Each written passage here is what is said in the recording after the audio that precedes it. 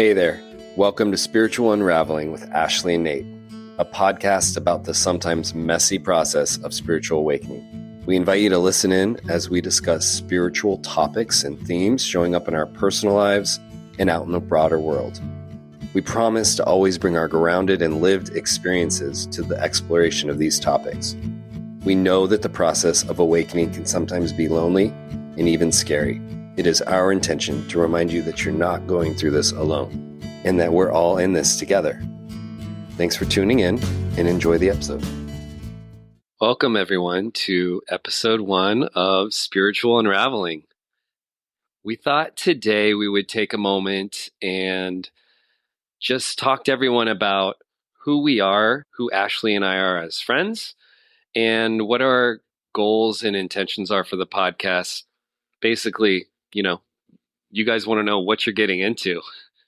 And we want to elaborate a little bit. So I think the first place we could start, just part of the history, is talking about how long we've known each other and kind of our friendship. So we've known each other for 20 years, and we met through my wife, Kelly, and Ashley. You guys worked together at a group home 20 years ago in Marin. I don't know. Do you want to take it from here and talk just a little bit about that experience and how you came into our lives? Sure. Yeah, it was wonderful experience to meet Kelly and have this friendship really based in our sort of spiritual becoming, our spiritual awakening at that time. And we would get together on a Saturday and spend 10 hours talking about all this stuff. And it was a really exciting time. And so, yeah, we were kind of there together at the beginning, and we've been through a lot with this unfolding, and it's really exciting to come together now and share our conversations, because we've always, had this synergy in our path, and it's always been so enlivening to share what we're going through and how we're working with these spiritual ideas and incorporating them into our lives. So I'm really looking forward to seeing what we create here. Yeah, so am I. Yeah, I'm going to elaborate a little bit. You and my wife, Kelly, and our good friend Carmen would get together as girlfriends on Saturday and chat on the couch. And it was kind of just about life, but there was always a spiritual bent. And I, as Kelly's boyfriend at the time, would peek my head in around the corner. I was listening in. I'd chime in every once in a while. And then finally, I think you, Ashley, you invited me and you're like, come on, Nate, come on. You want to contribute. You want to be part of this conversation. And I did. And that kind of was the beginning of the four of us really exploring a lot of really deep topics. And I think before we move on, I do just want to point out a couple of the touchstones for me were when you introduced me to Abraham Hicks through a CD package, which was, I think, a cruise, and that was awesome. I barely understood it. I remember the words coming in and me being like, as a recovering religious person, this is so much better. I feel so less shameful and guilty listening to this. I was just so much relief. I think you also exposed us to our first deck of angel cards, which I was also just immediately picked up and was like, I love the energy of this. It was this way of bringing back spirituality into my life, again, as somebody who's recovering from pretty hardcore religious upbringing, and bringing back a sense of empowerment and fun and kind of zest with all of these new things. And then the four of us, we all explored that stuff going forward. So I just wanted to put that part in because I feel like that was, for me, notably, those were two really big moments that kind of unlocked a lot of my spiritual questioning and just the beginning really of my spiritual journey. And I guess that kind of brings us to a brief discussion about where we're at with our spiritual journey. And so we had those kind of introductory times, and those were 15 years ago now. And you and I have um, both been doing a lot of work. So I'll throw it back over to you. What would you like to say about that? Well, as you were reminding me more about that time period, and about the law of attraction and the Yeah. angel cards, that was the time that I was really working closely with Wendy DeRosa, the energy healer. And that work was just opening up my whole spiritual sort of remembering. It felt really like remembering. And it was like oxygen at that time. Um, and there was this sort of 10-year period where I maybe was leaving the land of just pursuing ego led, conditioned pursuits and transitioning more into um, what you've described as a spirit led life. And so that was just a very exciting time, my late 20s, early 30s, of discovering the world of spirit and energy. And as a sensitive person, as an intuitive person, learning about energy medicine and the energy body and the spiritual body, and the spiritual realm was just amazing. It changed my whole life. And then in my mid 30s, I discovered Adyashanti, who is a spiritual teacher from California who, um, it would be hard to sum up what his teaching is, but it's a non-dual teaching. And that for me was very, very life changing. It brought me up um, to silent retreat, which really uh, led me to discovering my own sort of internal access to healing and to spiritual awakening. So, going on these long silent retreats and then working with spiritual inquiry and everything that I had also learned in from therapy and the energy healing world and things I had already kind of known, bringing all of that together in this silence, in this spaciousness was also just very life changing, and has really led me to where I am now, which is leading silent retreats and bringing my experience as a psychotherapist,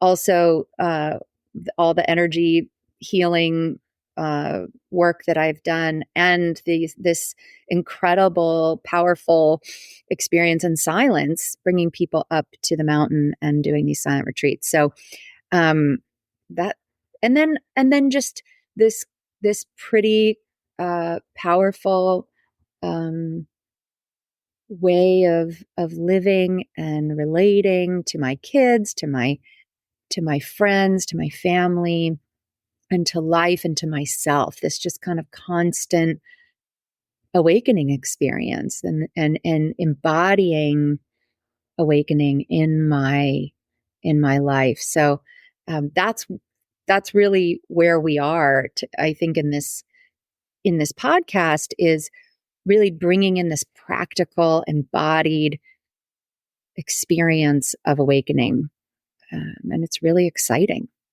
It is. Excuse me. It's very exciting. Yeah, and I'll quickly do a little bit of my own take on. So after you introduced me to Abraham Hicks, I really went deep with them for a number of years, read all their books, attended some conferences, loved that world, led me into all of the wonderful authors of Hay House, went to some I Can Do It, loved Wayne Dyer, really got into. Um, I find that I'm a consumer of lots of different ideas and books, and I really love getting into different kind of approaches. And I guess one of the things that happened, excuse me, happened for me in that process was really a sense that um, there's no right or wrong way. I kind of did the thing for a while where I followed some dogmatic principles for a while and didn't have great results with that, whether it was like a really, really rigid practice of one particular style of of kind of a spiritual teacher. And I've done more than one, like following courses and whatnot. And all of them help and they all enlivened me. But I also felt very kind of put off by the rigidity and also felt like there was just something off in a lot of those experiences. And I think in that process, what I was noticing was off was this idea that somehow someone else has the answers and that the answers aren't within me. And I know that that idea wasn't necessarily even perpetuated by these teachers. A lot of it was just my own inadequacy and also kind of the indoctrination of culture, which says, you know, who are you to be a teacher? You're a student. You don't know things. You have to go to other people. But we're talking about the soul. We're talking about our own individual kind of grace. And if you really listen into a lot of those teachers, Wayne Dyer, Esther Hicks, all of those people that I was kind of like dogmatically following, at their essence, what they are all saying is, you have the answers within you. Nobody else has the answers. This is not a one size fits all journey. This is very much a unique and heart led experience, and you have to be brave enough to trust yourself and to know that you're going to be your own best guide. And so that was kind of my biggest revelation over the last 15 years of just doing lots of spiritual work, is realizing this kind of big realization that I have the answers within, and my new passion is really sharing that with other people and trying to empower people so that they can find their own individual way of expressing their spirituality. And and I did also want to say that I think what you and I are both what we have in common right now is this. Um, I'll say it more explicitly: stepping out of the spiritual closet, like bringing spirituality into all aspects of my life. For many years, I worked doing animal assisted therapy with children. Beautiful work working with kids in foster care and taking abused animals and kids with histories of abuse and neglect and bringing them together and watching them heal. And um, and yet I never brought in my spirituality into that, but actually watching that experience over like 15 years of doing that work, it was all soul driven and heart led. I mean, the we always used to say, like, just get the humans out of the way, let the animals and the kids do their thing, because they will balance each other out. The air balances you out. And I think, um, this from Silent Retreat as well. We have a tendency to overcomplicate a lot of this stuff, and it's just not that complicated. The complicated part is trusting that if you strip away a lot of the old stuff, the kind of the core of you is going to know where to go and what to do. And I think what you and I want to explore in this podcast is, how do we support ourselves and support other people in bravely stepping into that when we don't see a lot of we don't see that modeled everywhere. There's a lot of people teaching this stuff, but you and I have a real interest in talking about what it is like to actually live it. So that was my little spiel. I'm curious what you think of that. Well, as you were talking, I just kept thinking of the title of the podcast, Spiritual Unraveling. Mhm. And, um, as we as we talk about different topics or different things that we're working with in our actual lived lives, what we're really talking about is sort of the unraveling to what you were talking about, which is your soul, your heart-led life, your journey. It's unlike anybody else's. And so all these beautiful teachers are just pointing you back to yourself, pointing us back to ourselves over and over and over again. And our practices, the ways that we're working with our thoughts, the ways we're working with our emotions, how we treat our bodies, how we treat each other, everything comes back to this heart-led, spirit-led life that is your masterpiece. It's your creative endeavor is every moment of your life. It's working with your own creative impulse, your own soul's voice, and then taking action. And so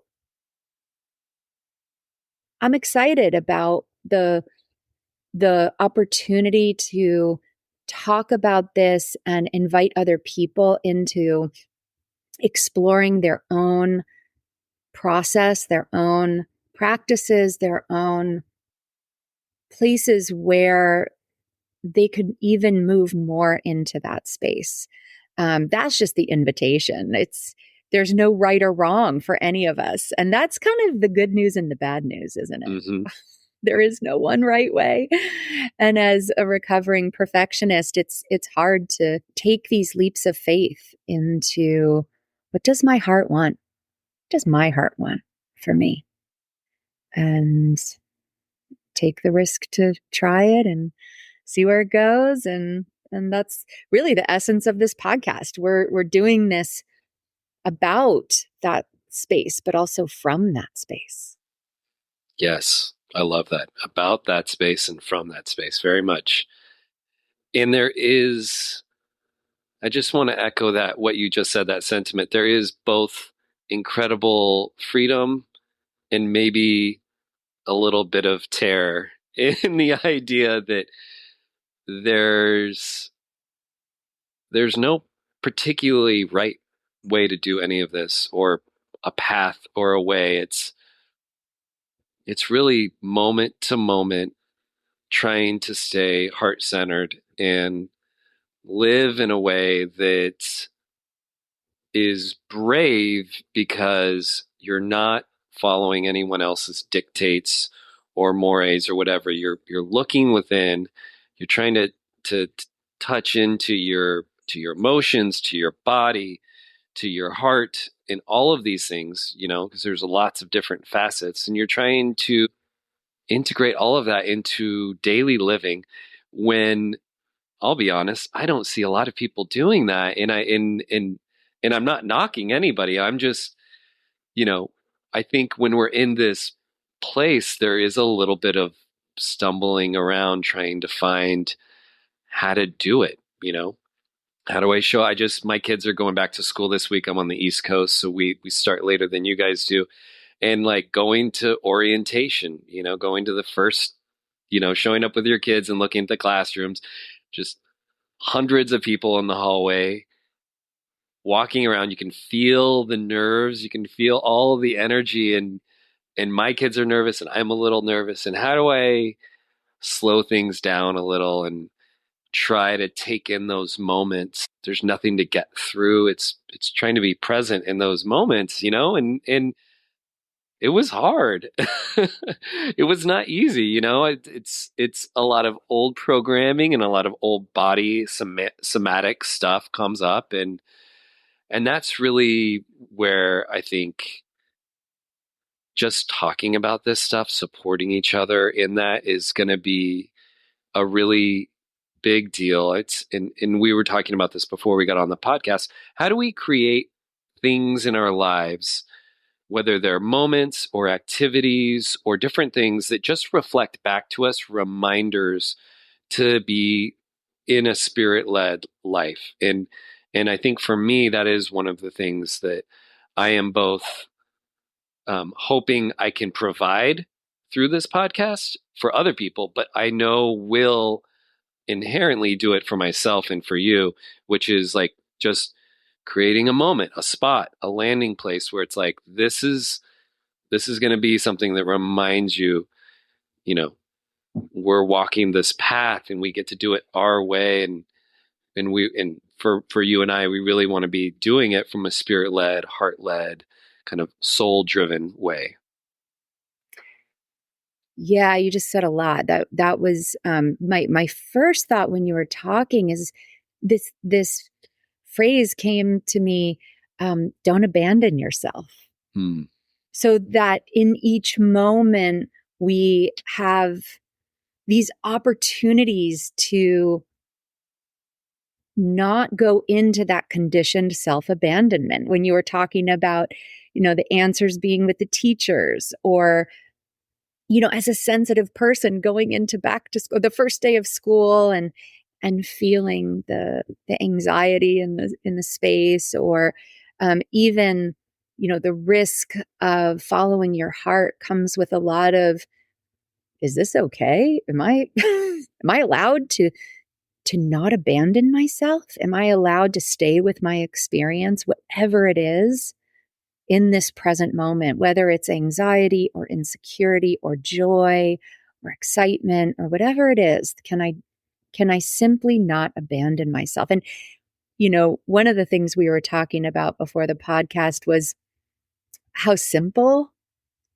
these ideas are, and that how we'll probably be coming back to the same core concepts that are so simple over and over again as we explore different topics. But I like that phrase that just came to me, which is not abandoning yourself. And you said something else, and now I can't remember what the other thought I had was, and this might happen a lot. Yeah. Well, and I like that idea too about not abandoning yourself. And it's, yeah, this stuff isn't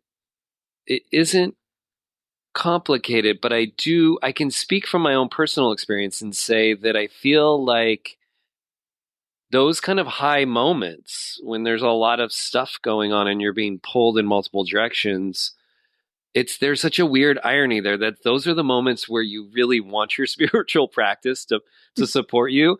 And from experience, those are the moments that I so often kind of lose it. It's like it floats away. I'm like, oh yeah, where's my presence? I don't know. I'm now 10 minutes in ahead, like just hoping to get through this thing. Um, and I'm Survival mode. Yeah, and I'm just, I think it's practice. It's practice, and it's just it's a muscle, and that's another thing that I think I'm wanting to gain from this podcast experience, and sharing it with you and everybody else, is this reminder that um it feels hard at first, but it just gets easier and easier the more you just have that moment of recognition, and you can even still let yourself float off and have that kind of survival mode or just get through it moment. And each time you're going to get a little bit more of yourself back into that experience until hopefully the goal, and I'm not there, I'm not the guru, I'm living this experience. So, I get more and more moments of really slowing things down, staying present, being able to move into the heart space, come a little bit down from the head, and um, I mean that I want that for myself because I want to feel good in every moment, and I also want that, like in that moment, I wanted it for my kids so that I could be fully present for them. These little people going out into the world and they're looking to all the adults, and I want to be somebody who can be in my heart space and present in the moment so that I can model for them as well, which I certainly didn't have modeled for me. And I think that's another kind of it's another piece to this puzzle that informs my decision to try to live a more spirit-led life, is hopefully not teaching, not forcing, not doing anything, just modeling a little more presence and a little bit more heart for everyone. Anyone who's willing to pick it up, and anyone who's not, that's okay too. but definitely Yeah, for my you're littles. yeah. I mean, I think you're when we go back to the kind of energy medicine, we're talking about a transmission and the energy transmission of presence is very powerful. The energy transmission of a heart centered life is probably a lot more powerful than a lecture about a heart centered life. And I also feel that way about it's not an urgency, but an essential value of modeling and being that for my kids and sort of opening up a different path than the one that I was um, exposed to as a kid. And it's kind of exciting how in one lifetime that those paths seem so drastically different that we can offer to the next generation, and that's really it actually grounds you. I imagine, it's harder when you're working with your own insecurities or your own ego. It can be hard to find that ground. It can be hard to find that space. But when you're offering it, when you're thinking about somebody else, or even just the larger world, it can be easier to find that ground and that sense of purpose or commitment or devotion. I know for me, that's true.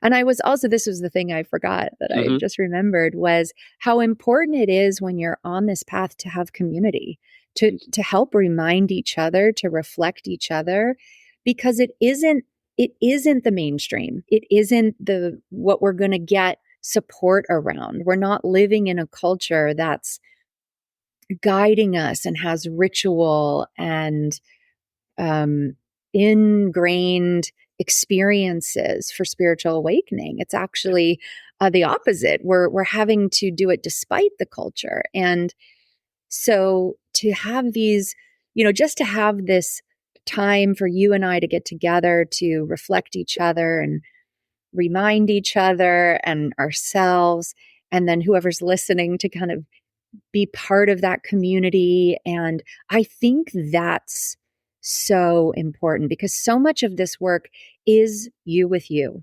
So much of this work, you can't do it without really spending time doing self inquiry and self exploration.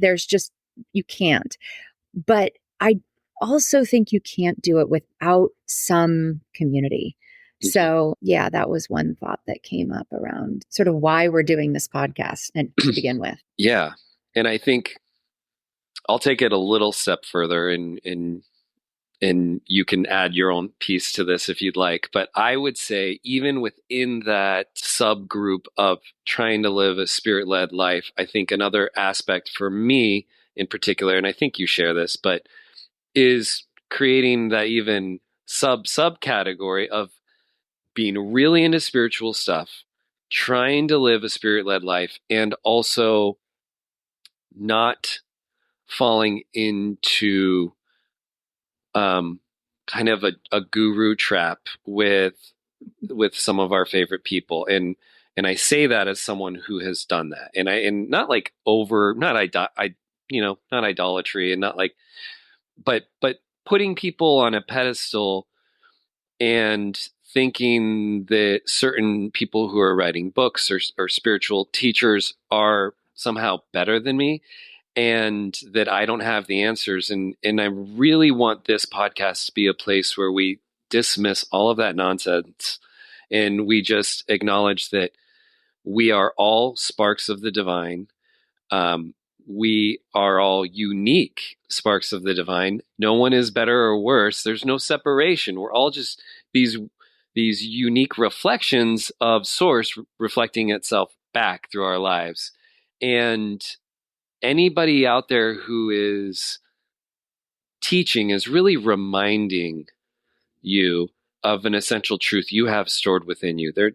that's the role of the teacher, and that's the way I like to envision teachers.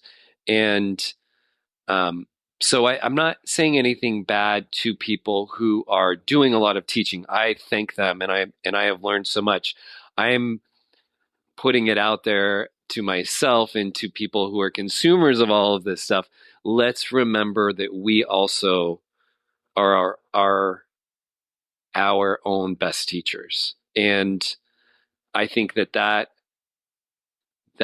kind of, I don't hear that as represented in kind of like the YouTube space or in the book space, or it's not always made explicit. And I really want this to, for me, this is a big reason why I'm doing the podcast, is to just really encourage people to remember, um, you know, you are so freaking special. You are, I'm special, Ashley's special, the tree's special, the earthworm is special. It's all, we are all perfect and special in our own way because we exist. That's why we're here, So that, and then how do we live that, and how do we gently remind ourselves of that when we want to give our power away? So I guess that's another, for me, that's another little goal of the podcast, is just as to serve as a reminder to myself and to everybody else. Don't give your power away, but you've got it. You've got it all within you, and your soul, your higher self knows the best way to get you to where you want to go. And you just have to trust that any other person can help you get there, and you can work really hard at it, or you can touch in with your soul and it can be like, yo, here's the shortcut for you. And it's your shortcut because I know how to get you there faster. Yeah, I'm so glad you said all of that, because that's also, um, that's actually something that I'm unraveling as well. So we're talking about the unraveling, and that sense of your power is outside of you. This hierarchical world that we grew up in, like your teachers know more than you. I mean, we do need teachings. We do need guidance. We're all here, doing the best we can, and there is something about people holding these values and these truths and these lived experiences that are so, they spark, like you were saying, they spark something in us, and we want to move more and more towards that, because when the light goes on, you're like, "Ooh, I'll follow that. I want more of that." And then there's this real, like, a big part of awakening is really recognizing that that spark is you. Whether it shows up outside of you, or it's inside of you, or it's in the earthworm or the tree or whatever, that it is all, we are all of the same and from the same, and coming back home to the same source. Um and so these ideas of hierarchy and power over, and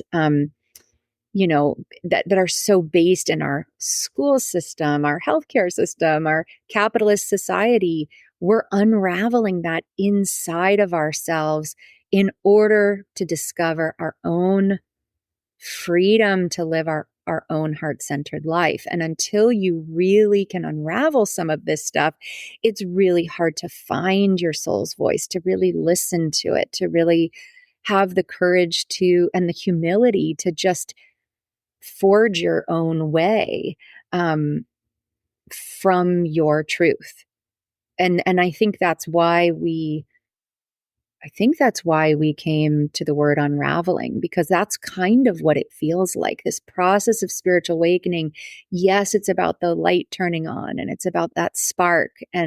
But then there's work to do, really, around unraveling what's gotten in the way of that. And we're all carrying conditioning and wounding and confusion around this. So it does take a lot of courage to live a spirit led life, because there's there is a lot of that stuff that's in the way. And recognizing it can cause a lot of pain and Yeah. grief and fear and anger and frustration. Yeah. Um, but it's worth it. Absolutely. It's Yeah. worth I it. mean, we both have spent many years working with people who have pretty severe trauma. We both have our own histories as well, and we know that those things that we are unraveling are, they're things that at one point worked for us. They kept us safe. They were things that we pulled into ourselves because at the moment we needed something. And in that, it's just like anything else in life. You don't need to hold on to those things.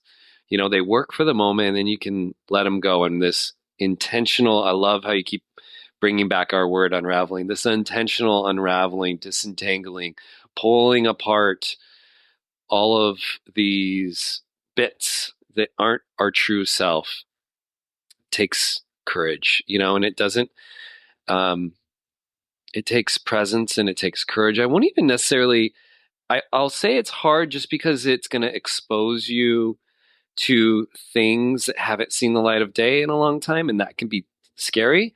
But I don't actually know that it's like determination kind of hard. It's more just um, be willing to what you said, not abandon yourself. Be willing to bravely pull some of these things out and see what's under there.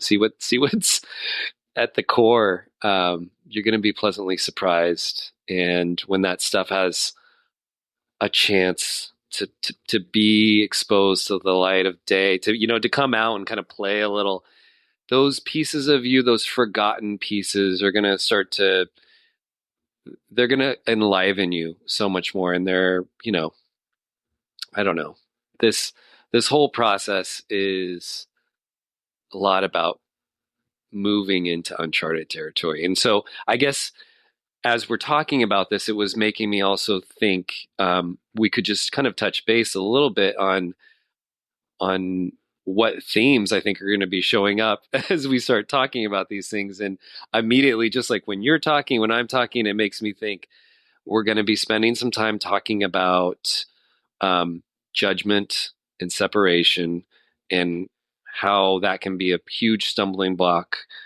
on the spiritual path and just in general. I think another piece that I've heard us both talk about, maybe not directly, but I know that we both have a passion for this, which is touching in on the body, the somatic experience. We spend so much time, we're kind of over invested in the brain as a culture. And I think a lot of people in the spiritual world have known for many years that there's so much intelligence in the body. And as we're coming online, I think exploring how some of these topics, sadness, fear, grief, how do they live in the body? Just the somatic experience. And I don't know, I'm sure you have a couple of things. This is just a few of the things that we're going to be talking about going forward. And I don't know if you want to add anything to that. Well, it was funny when you were talking earlier, I was thinking that uh, it all comes down to love. I was Mm-hmm. thinking like, because when you were talking about, and then I was thinking that would be that's like a whole episode is really talking about how love comes into play as we're working with the discomfort of the unraveling, Mm-hmm. having love online, because often what can happen as you begin to unravel your conditioning and your wounding is there can be a secondary rejection of self, abandonment of self, and Yeah. that conditioning and that wounding is the initial abandonment of self, right? We come into these bodies and we're taught separation, initial abandonment of self. Yeah. When we get in touch with that conditioning and wounding and we're willing to see it, we can unconsciously or not knowing, we can do a secondary abandonment of Yeah. self and try to reject those parts. And so that's where, for me, love and compassion and acceptance come in, just to embrace what wants to be reclaimed in yourself. So I was thinking about it's all about love would be a good episode. But yeah, um, we're you and I are both so committed to working this in our lives that as we move week to week, coming into these conversations, I think her commitment is to really explore what's alive for us. Yeah.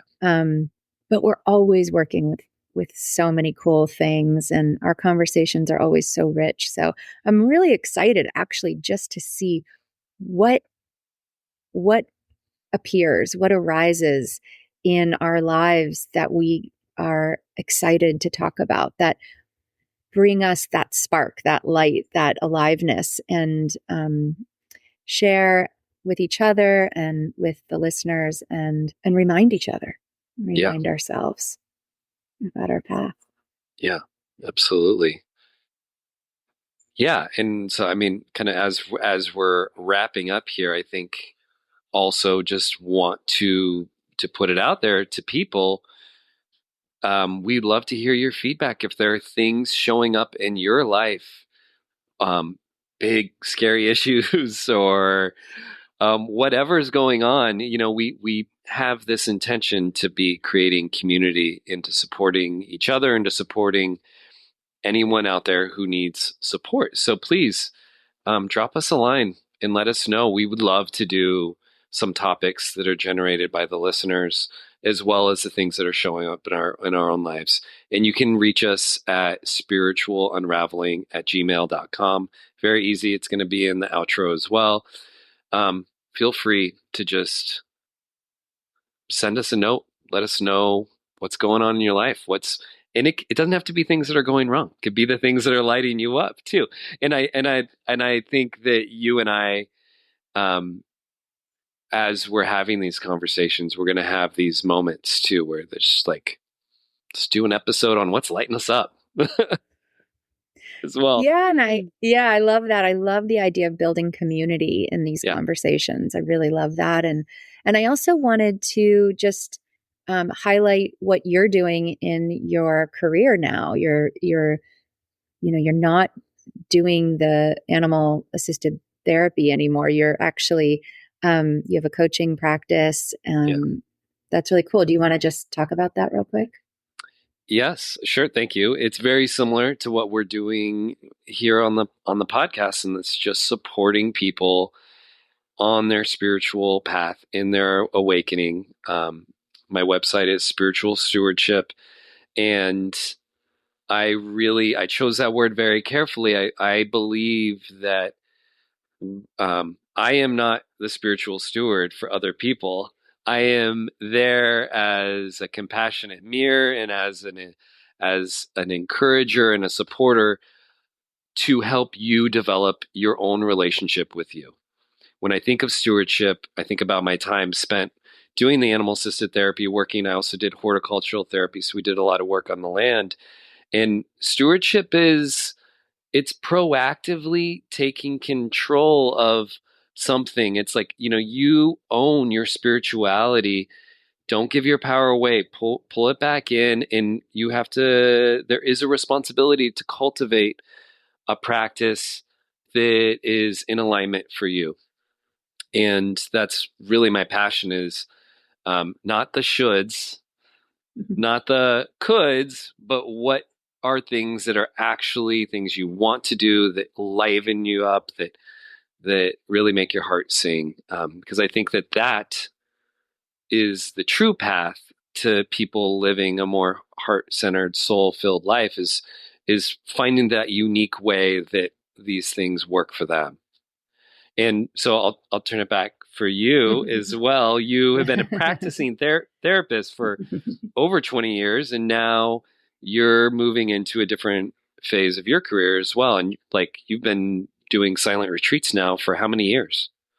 Yeah, about three years, and I Okay. started maybe in during COVID, Yeah.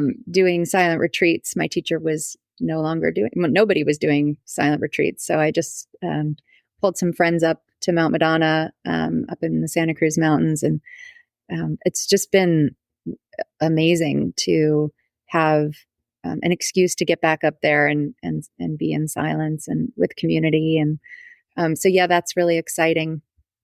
And I also do, I have a small spiritual counseling practice. And I've been doing some sanghas, meditation groups in my home office, and hoping to do more of that in person, day longs or things like that. Just giving people an opportunity to meditate together and share deeply with each other and connect to themselves and to each other in community.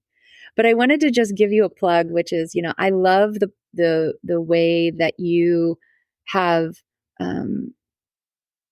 created your coaching practice. And I just wanted to highlight your kind of unique offering, which is deeply intuitive. You're just a very deeply intuitive person, and you have a very warm and engaging and kind of powerful, powerful reflection for people. And at the same time, you're just so practical. So there's this kind of way that I think people can walk away with sort of a practical, not overwhelming, what am I going to do with this? But just a very practical, but deep sense of, how to move forward on their path. And so I just wanted to say that, because I do think it's unique. Thank you. Yeah. I appreciate that. And I think the last thing that I want to say, and if you have anything to add, you can too, is the kind of bigger, broader goal, and we've kind of danced around it a little bit here, is that the people are waking up. People are in a place. I think we all, post-COVID, we have all examined our lives. People have made some pretty big changes, or have thought to themselves, I need to make some big changes. You and I have seen it both in our personal lives with our friends and just out there in the broader world. And that is, to me, the kind of broader reason that we're doing this podcast, which is, there's just a big swell of people who really want to do life differently. And I think that is what you and I get really excited about. So I wanted to say that as well, as we're kind of wrapping up here, that is the broader theme, is that we're so excited to see so many more people who just want to live a more fulfilled and meaningful life, and really be a part of supporting that and doing it ourselves. Totally. I love it. I think that's a great note to end on. All right. Okay. Well, go Spiritual Awakening. Yeah. And join us next time, and we'll see what we're going to talk about. We're going to see what we're living. Cool. All right. Bye-bye. Hey, everyone. We hope you enjoyed the show. If you have any questions or feedback for us, please send us an email at spiritualunraveling@gmail.com. If you'd like to learn more about what we're both up to, you can follow Ashley at www.mountainmeditationgroup.com. And you can find more about what I'm doing at spiritual-stewardship.com. We hope you have a great day.